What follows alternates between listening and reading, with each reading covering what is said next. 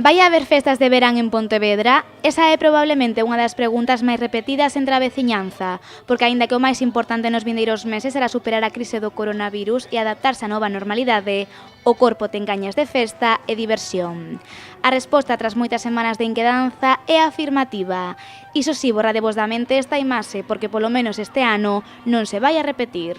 Co obxectivo de evitar as grandes aglomeracións, o Concello de Pontevedra refixo toda a programación e algunhas desas modificacións chegan para quedarse.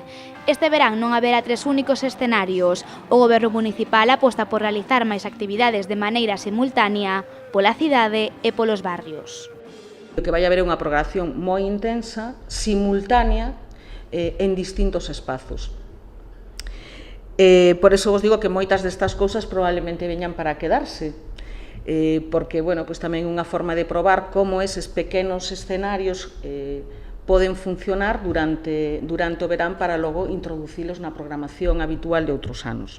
Eduardo Pondalo, Burgos, San Antoniño ou Os Gafos son algúns dos novos escenarios. En todos eles haberá un aforo limitado, con controis nos accesos e con estritas medidas de seguridade.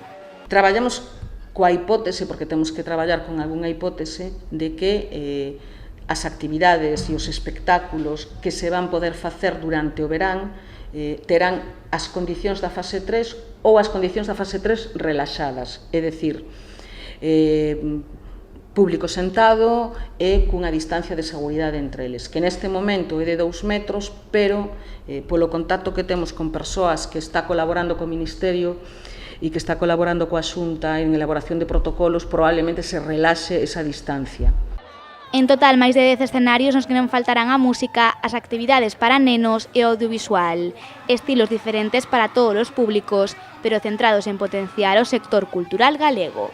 Tamén veremos que se poden facer unhas festas potentísimas co sector cultural pontevedrés e galego, porque todas as actividades, todos os grupos, todas as actuacións que vai haber, lóxicamente, por cuestións de seguridade, van ser de Pontevedra ou galegas, non só por cuestións de seguridade, porque tamén entendemos que a nosa obriga como administración pública potenciar o noso sector cultural que o está pasando francamente mal. Este verán non volveremos a ver aglomeracións de xente no centro da cidade e a Feira Franca será moi diferente ao que estamos acostumados, porque o importante nestes momentos é non precipitarse e garantir a saúde de todos os pontevedreses mentres gozamos das tradicionais festas de verán.